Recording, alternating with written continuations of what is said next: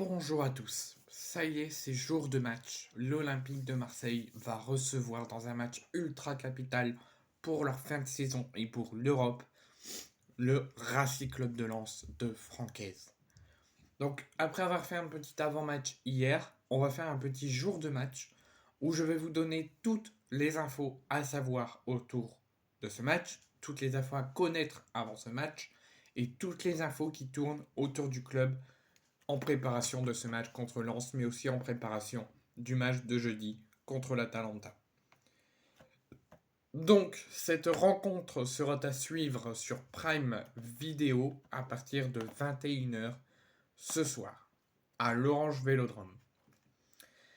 La première information que je vais vous donner, le premier point qu'on peut faire ensemble, c'est que Pablo Longoria a donné une interview auprès de Téléfoot ce matin, pas concernant ce match, mais concernant la demi-finale de jeudi au Vélodrome contre l'Atalanta Bergame. Donc il nous a dit que la Coupe d'Europe, pour lui et pour le club, c'est un motif d'espoir cette saison. On y va avec de la confiance et de l'espoir. C'est quelque chose de très important de chercher la finale. Les demi-finales sont toujours un bon moment. C'est la conséquence d'une bonne saison européenne. Il faut se rappeler que nous étions dans un groupe relevé. Alors oui, déjà, si je devais répondre à Pablo Longoria, oui, je suis très heureux que nous soyons en Coupe d'Europe, qu'on ait, je vais y arriver, en demi-finale de Coupe d'Europe. Ça n'est pas rien. On a fait une saison européenne assez bonne. On mérite d'être là où on est. Et je pense qu'on a les capacités, sauf si on affronte le Bayern Leverkusen en finale, ça risque d'être compliqué, mais je crois toujours en mon club et je pense qu'on peut aller jusqu'au bout. Il faut qu'on confirme, malgré une saison demi-teinte, malgré une saison on en a vu de toutes les couleurs, une saison quasiment chaotique, il faut qu'on la sauve et il faut qu'on finisse et qu'on confirme notre beau parcours européen jeudi face à l'Atalanta en se qualifiant en finale, soit face à l'AS Rome, soit face à Leverkusen. De toute façon, on finira avec un gros en finale. Même si on a eu de la chance que Liverpool s'est fait éliminer par l'Atalanta, ça nous confirme qu'il ne faudra pas prendre ce match à la légère, parce que ça a beau être un petit adversaire, ils ont quand même éliminé Liverpool de Jürgen Klopp. Et même si on arrive à passer l'Atalanta, on se tapera un très gros, soit Leverkusen, soit l'AS Rome. Mais il faut toujours croire en notre expérience, en notre club, en notre devise droite au but, et il faut essayer d'aller chercher la finale et d'y aller, oublier cette saison où on est complètement passé à côté, garder espoir, garder cette confiance qu'on met à chaque match de Coupe d'Europe et essayer d'aller jusqu'au bout. Malheureusement, Pablo Longoria, la seule chose que je suis pas d'accord avec toi, c'est qu'on va en demi-finale, selon toi, avec de la confiance. Si on y va avec de la confiance, ça n'est que en Coupe d'Europe. On n'y va pas avec de la confiance depuis le début de saison. On est quand même sur une saison en demi-teinte, sur une saison où on fait des choses extraordinaires en Coupe d'Europe et on fait moins bien ou voire catastrophiquement en championnat. Donc il va falloir juste se remettre en question. On n'arrive pas avec un plein de confiance, avec une moitié de confiance. Si on considère que la Coupe d'Europe en objectif, on arrive avec un plein de confiance. Si on considère le début de cette saison, on arrive avec des difficultés. Mais il faut y croire, il faut avoir de l'espoir. Et là, par contre, je suis d'accord avec Pablo Longoria. Mais il ne faut pas mettre la Coupe d'Europe en unique priorité. Il faut la mettre en priorité principale. Mais il faut aussi mettre la Ligue 1 en priorité. C'est obligatoire. On ne peut pas se dire on va essayer de viser la 7ème place, on va essayer de finir 8ème et de finir juste la saison et la sauver avec la Coupe d'Europe. Non, on doit être on doit être en mode compétition en Ligue 1 et en Coupe d'Europe. On peut pas se dire on va la finir à fond, se battre chacun pour soi, se donner à fond en Coupe d'Europe et laisser de côté la Ligue 1. C'est pas possible. Si on finit 8ème et qu'on gagne l'Europa League, on sera à moitié content. Et nous, on veut être heureux et on veut finir en beauté la saison, malgré une saison compliquée. Donc il faut se donner à fond, faire le même match à chaque match, que ce soit en Coupe d'Europe ou en Ligue 1, et essayer de faire la meilleure fin de saison. Ensuite, la deuxième information qu'il faut savoir, je vous en ai parlé dans l'avant-match hier, mais je veux quand même Comme ça concerne le match de ce soir, je vais quand même vous en parler dans ce jour de match. Je vais vous annoncer le groupe juste après. Ismail Sarr est de retour. Il est de nouveau opérationnel. C'est Jean-Louis Gasset qui l'a confirmé hier en conférence de presse. Et il sera bien présent dans le groupe que je vais vous annoncer par la suite. Quentin Merlin, lui, il est forfait suite à sa blessure à la cheville contre Benfica au match dernier au Portugal. On attendait à une fin de saison pour lui, à plus de 4 à 5 semaines d'absence. Ça fait à peine 2 ou 3 semaines qu'il est absent. Il pourrait déjà faire son retour à l'entraînement collectif dès demain, voire grand max mardi, et postuler pour une place contre l'Atalanta jeudi. Concernant Chancalay Memba, tout comme Samuel Gigot, il a été infiltré au niveau de sa blessure au genou. Sa blessure au genou bouge un petit peu à l'intérieur de son genou, ça lui fait très mal et ça se déplace dans le ménisque. Donc l'OM et Jean-Louis Gasset et le staff médical font d'une extrême prudence. Il est forfait pour ce match contre Lens, mais il pourrait faire son retour le temps de bien se soigner, de bien reprendre l'entraînement collectif d'ici jeudi. Donc ce n'est pas une fin de saison pour lui à ce qu'on aurait pu croire, parce que sa blessure s'aggrave, parce que ça devait être que dans le genou et ça se déplace un petit peu dans le ménisque. Ça fait genou-ménisque, genou-ménisque.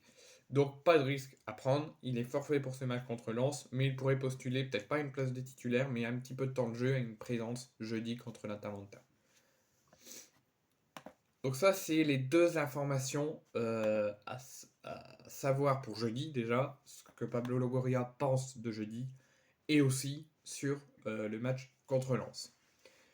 Petite parenthèse masculine, on va quand même parler des femmes, parce que c'est très important, on ne peut pas les mettre de côté, on ne peut pas penser qu'aux hommes.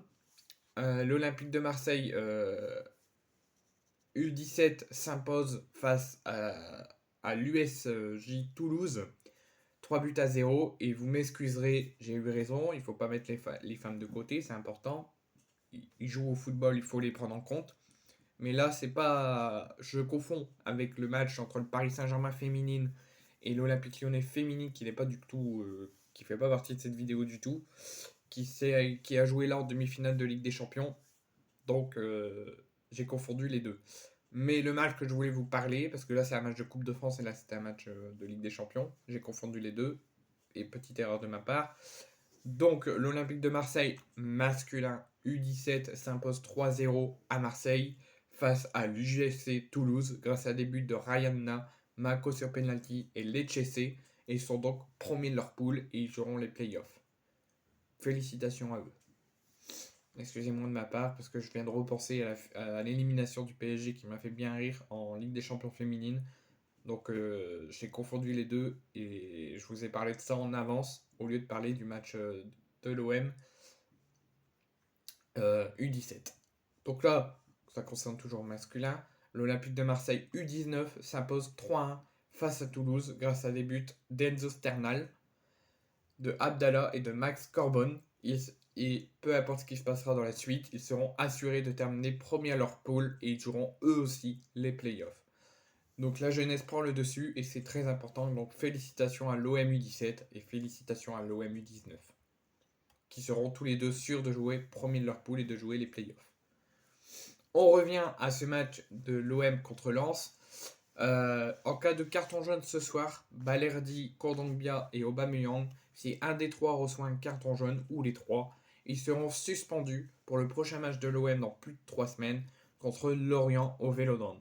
Donc je répète, on a 3 Olympiens risqués d'être suspendus pour le prochain match de l'OM au Vélodrome contre Lorient.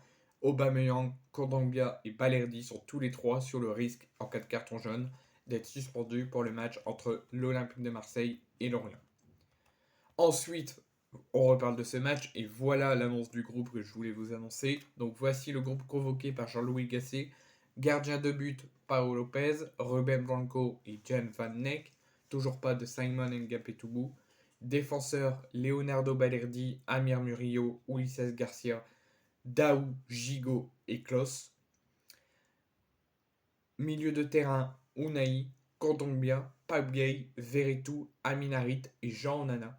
Et attaquant, Aubameyang, Luis Enrique, Iliman Ndiaye, Joaquin Correa, Ismail Sarr et Bakola.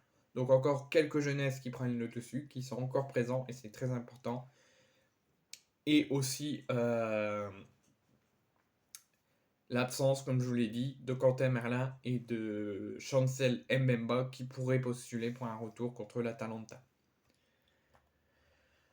Ensuite, j'aimerais qu'on félicite tous ensemble le club d'Aubagne qui jouait en National 2 et qui va monter dans la première division nationale avec comme objectif de monter en Ligue 2. Félicitations à Aubagne qui va monter en National pour la première fois de son histoire. Ils sont toujours depuis quelques saisons dans l'échelon très inférieur. Ils étaient en National 2 et ils ont réussi à finir premier du groupe et à passer dans l'échelon bientôt professionnel, la National 1. Donc la vraie compétition et pour la première fois de leur histoire. Donc les Aubagnais ont fini premier de leur poule et peu importe ce qui se passera par la suite, ils sont sûrs de finir premier et de monter pour la première fois de leur histoire en national. Ensuite, on va réagir quand même à une déclaration de Samuel Gigot qui, en même temps que Pablo Longoria, a également été interviewé ce matin par Téléfoot. Il nous parle de jeudi. Pour tout le peuple marseillais, il y a l'espoir de se qualifier pour la finale. C'est jouable, il faut jouer le coup à fond, se battre les uns pour les autres. On a envie d'aller au bout de cette C3. Je suis totalement d'accord avec la déclaration de Samuel Gigot. Il faut aller au bout de cette C3, ne jamais rien lâcher, se montrer toujours présent et se montrer toujours compétitif et essayer d'aller la remporter, même si on va faire face sûrement à des équipes très coriaces, surtout en finale si on y va, avec la S-Rom de Daniel De Rossi ou Leverkusen, à plus de 46 matchs sans défaite de Xabi Alonso. Donc oui, pour tout le peuple marseillais, vous devez vous battre les uns pour les autres, vous devez être compétiteur et compétitif, vous devez vous la jouer à fond, vous devez vous écouter et essayer d'aller au bout de cette finale pour sauver cette saison après une Ligue 1 totalement chaotique. Mais j'ai très peur et je vous lance un message d'alerte, il ne faut pas que vous ayez la tête à cette demi-finale et à cette possible finale. Vous devez mettre comme objectif la Ligue 1 en number 1 et la Coupe d'Europe en number 2. Il faut vraiment mettre ces deux compétitions à la hauteur de nos exigences et de se donner à fond. Parce que si on met de côté la Ligue 1, qu'on est déjà la tête à la Coupe d'Europe et qu'on se donne pas assez en Ligue 1, autant n'aller jamais aller chercher la Coupe d'Europe, visez tout le temps la Ligue 1 sans Coupe d'Europe et au moins vous aurez que la tête à la Ligue 1. Parce que là, depuis qu'on a une saison en demi-teinte, vous mettez comme unique priorité la Coupe d'Europe. Oui, si on va jusqu'au bout, si on se donne à fond, si on bat les uns pour les autres, et en plus c'est jouable, et qu'on va jusqu'au bout, oui, ça sera mérité. Mais à côté, vous aurez que la tête à ça et pas la Ligue. Donc on ne doit pas mettre de côté la Ligue 1, on doit être compétitif, compétiteur et se donner à fond et se battre les uns pour les autres jusqu'au bout en montrant nos coronesses en Ligue 1 et en Coupe d'Europe. Donc là, j'ai très peur qu'ils fassent à la parisienne, qu'ils ont déjà la tête à jeudi et qu'ils ont du mal ce soir contre Lens. Donc vous avez intérêt à vous montrer compétitif, un compétiteur, à ne jamais rien lâcher, se battre pour les autres et faire respecter la devise droit au but dès ce soir contre Lens et pour les derniers matchs de Ligue 1 et aussi en Coupe d'Europe sans jamais rien lâcher et se donner à fond. Et ne pas mettre comme unique priorité la Coupe d'Europe. Alors moi je lance un appel à Pablo Longoria. Tu as fait le très mauvais choix de ne pas mettre Jean-Pierre Papin à la tête de l'Olympique de Marseille. L'Olympique de Marseille était dans le dur, l'Olympique de Marseille était en crise. Gennaro Gattuso a été viré, il a démissionné d'un commun accord. Jean-Pierre Papin était encore dans la direction de l'OM. Et avant qu'il prenne la tête de l'équipe jeune de l'OM de National 3, il était toujours à l'OM. Il pouvait encore remplacer Gennaro Gattuso et être en tant qu'intérim jusqu'à la fin de la saison entraîneur de l'OM. Et j'aurais été très confiant, j'aurais été très heureux. Et la preuve, il est en train de faire un redressement incroyable avec un management humain. Il est en train de redresser toute l'équipe de l'OM en National 3. Lanterne rouge de sa poule en National 3 avant l'arrivée de Jean-Pierre Papin. Jean-Pierre Papin a été nommé fin novembre au moment du départ de Gennaro Gattuso et de l'arrivée de Jean-Louis Gasset à l'OM. Et la réserve de l'OM est aujourd'hui sur le podium. Je ne dis rien, mais il y a 2 mois, ils jouaient le maintien, ils étaient en crise, ils étaient lanterne rouge. Papin arrive, il se retrouve sur le podium. Nous, Gattuso s'en va, Gasset arrive, on fait un bon début et on finit très mal. Et on va peut-être même pas jouer de Coupe d'Europe en Ligue 1, sachant qu'on a beaucoup de points de retard. Moi, je dis que ça aurait été une différente fin de saison, une toute autre Coupe d'Europe, si Jean-Pierre Papin serait venu et, et aurait fait ce qu'il est en train de faire avec les jeunes. Il nous l'aurait mis à l'OM et on aurait fait une meilleure fin de saison et une meilleure compétition européenne. Enfin, on aurait fait surtout une meilleure fin de saison. Donc là, il a signé un contrat de 2 ans lors de sa nomination à la tête de l'équipe jeune de l'OM de National 3. Il souhaite prolonger son contrat au-delà de 2 ans. Ça serait logique parce qu'il est en train de faire quelque chose d'incroyable euh, avec l'équipe jeune de l'OM en National 3. Mais honnêtement, je pense que Jean-Louis Gasset ne restera pas à l'OM et j'espère de tout cœur que Pablo Longoria va essayer de se pencher sur Jean-Pierre Papin pour le faire venir en tant qu'entraîneur principal. Ça serait mon rêve pour la saison prochaine, si jamais on ne conserve pas Gasset. Parce que là, Jean-Pierre Papin est arrivé, nous on était en crise, on était au fond du trou, on l'est encore. Papin arrive chez les jeunes, en National 3, et il surlève tout le monde. Il aurait pu tous nous surlever, tous nous faire regarder dans un miroir, et peut-être on aurait fait une meilleure fin de saison. Mais ça, c'est encore dû à la mauvaise gestion de la direction, à une direction merdique sur les ordres de Pablo Longoria et de Franck Mancourt. Ensuite, concernant toujours la déclaration de Pablo Longoria auprès de Téléfoot ce matin, il nous dit qu'il faut que tout le monde ait conscience de l'importance du match. C'est très important d'aller en finale, c'est important aussi pour la continuité du projet que serait une éventuelle qualification en C1.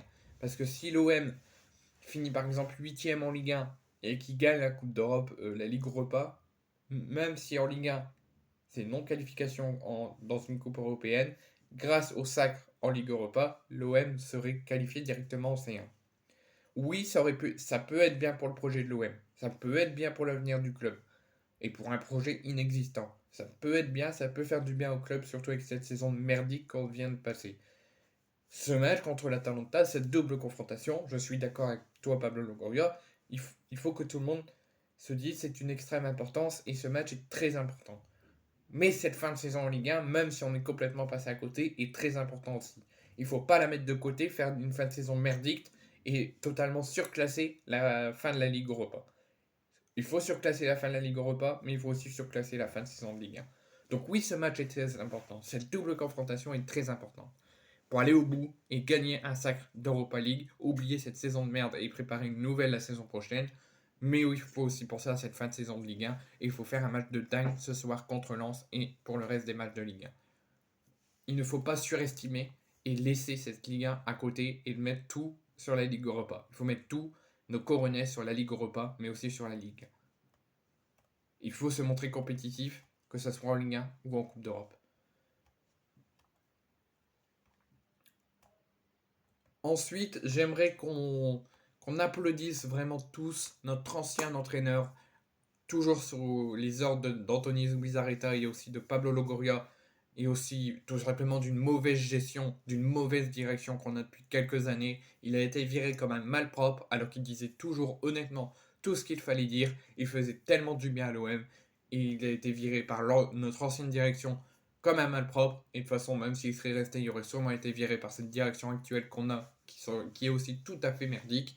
André Villas-Boas, j'espère vraiment que dans l'avenir, quand on aura une belle direction qui sera gérer un bon projet et gérer le club vers les sommets, qu'ils tenteront de faire revenir André Villas-Boas. Parce que moi, je vous dis, c'est un excellent homme, déjà, c'est un excellent être humain qui dit toujours ce qu'il faut quand il faut le dire, qui est toujours honnête, qui ne se cache rien.